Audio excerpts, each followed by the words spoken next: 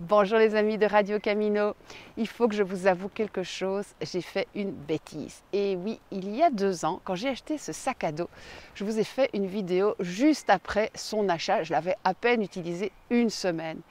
Et pour parler valablement d'un matériel aussi important qu'un sac à dos, eh bien je pense qu'il aurait fallu que j'attende un petit peu. Et c'est le cas maintenant, puisque ça fait 2 saisons que je baroude avec ce sac, été comme hiver. Je vais vous en parler dans cette vidéo. Alors sachez que le modèle que j'ai là n'est plus utilisé, mais tout ce que je vais vous dire, eh bien c'est valable pour tous les sacs Osprey ultra légers. Et puis ça peut être valable aussi pour vous si vous avez déjà un sac à dos. Et peut-être que des petites astuces vont vous intéresser.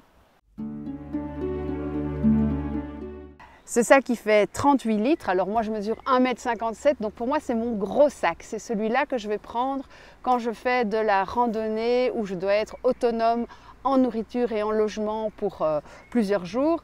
C'est également le sac que je prends en hiver quand je vais faire de la randonnée avec ma tante. Ce n'est pas un sac que je vous recommande pour un chemin de Compostelle en Espagne ou au Portugal. Là, 20 litres, ce sera amplement suffisant pour une femme.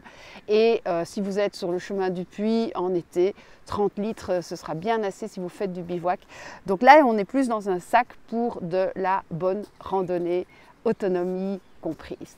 J'entends déjà la question classique, il pèse combien ton sac? Eh bien, d'abord je n'en sais rien parce que je n'ai pas de pèse-personne, mais tout à l'heure j'ai demandé à des pêcheurs d'estimer le poids du sac. Avec 2 litres d'eau et la nourriture, eh bien, on doit être aux alentours de 10-12 kilos.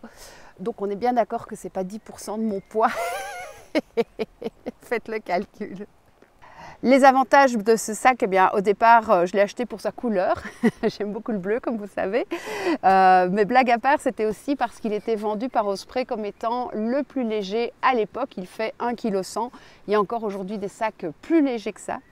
Gros avantage aussi, ce sont les poches qui sont hyper extensibles sur les côtés et un petit peu au-dessus. Donc, à mon avis, les 38 litres, on peut facilement les dépasser en bourrant les poches. Et puis, il est assez large à l'intérieur. Donc, je peux mettre ma petite tente Fort Class, une personne de façon allongée à l'intérieur. Et vraiment, je dois dire que sa contenance est super agréable. C'est un de ses gros avantages. Maintenant, à l'usage, ce sac a aussi des inconvénients. Alors, le premier inconvénient, c'est que vu les tissus et les matières qui sont utilisées, il est assez fragile. Alors, comme vous pouvez voir, la toile ici, c'est bien amoché. Et c'est surtout ici sur les bords que ça s'est tout à fait usé, même déchiré dans certains cas. Donc ça, c'est un petit point qui est un peu dommage parce que moi, j'aime le matériel durable. Et il faut savoir que des matériaux plus légers vont peut-être être plus fragiles. Le deuxième inconvénient de ce sac, eh bien, c'est qu'il ne tient pas debout. Alors c'est vache parce que sur les sites, il est présenté toujours comme s'il tenait tout seul. En fait, j'ai trouvé un petit truc pour le faire tenir, je vous en parlerai tout à l'heure. Et le troisième gros défaut de ce sac, et ça vous ne pouvez pas le savoir quand vous l'achetez, même quand vous le testez en magasin, c'est qu'il grince. Il grince dès qu'il est un peu chargé, c'est souvent le cas puisque c'est le but d'un sac à dos. Et je vais vous faire écouter ce que ça donne, c'est franchement très ennuyeux.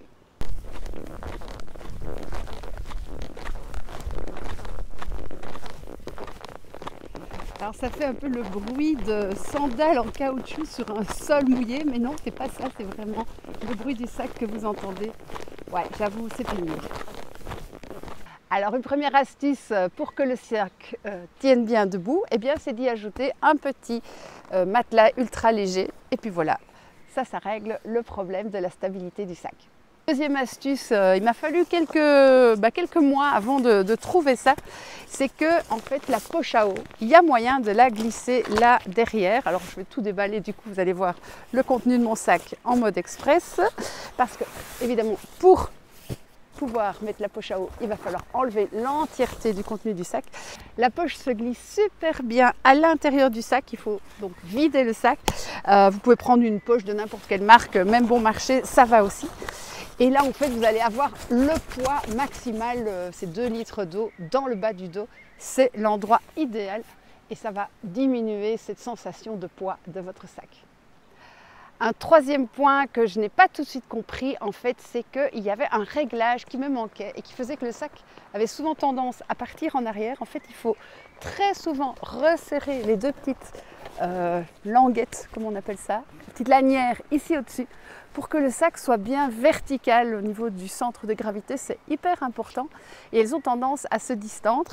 Alors n'oubliez pas les réglages classiques du sac, c'est bien serré à la taille et puis desserré au niveau des épaules pour qu'il y ait vraiment un espace ici et que vous soyez libre. Vous ne devez surtout pas avoir le poids du sac sur les épaules.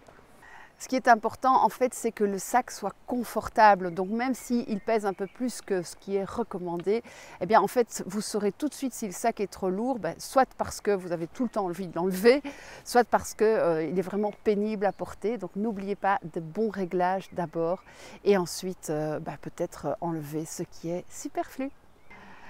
Un petit message avant de clôturer cette vidéo pour vous dire que si vous le pouvez, essayez d'abord d'emprunter votre sac à dos, surtout si vous démarrez sur la randonnée ou sur Compostelle. Vous avez certainement des amis qui vont vous prêter du matériel. En tout cas, moi, c'est ce que j'essaye de faire le maximum. Et puis sinon, acheter en seconde main, ça vaut la peine vraiment d'éviter de surconsommer. On est dans une démarche quand même de cheminement vers le dépouillement. Et puis si par contre vous dites, bon non, moi j'ai vraiment envie d'investir dans mon chemin, le sac à dos, c'est vrai que c'est l'élément indispensable, alors allez dans un vrai bon magasin de randonnée, parce qu'il n'y a rien de tel qu'un vendeur expérimenté, et puis d'expérimenter vous-même en essayant le sac, si possible déjà avec votre matériel dedans. J'ai vraiment envie ici de soutenir ces commerçants qui sont des passionnés du bon matériel, et ici pour le sac à dos, c'est vrai que ça vaut la peine d'investir dans une bonne marque. Vous pourrez garder ainsi votre sac pendant 5 ou 10 ans avec de l'utilisation intensive.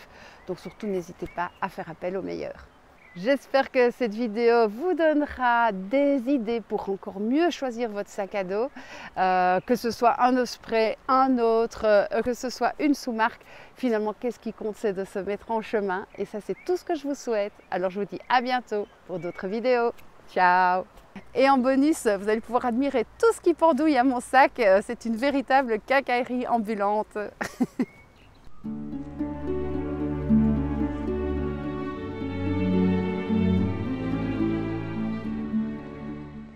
Sans oublier mon petit poulpe.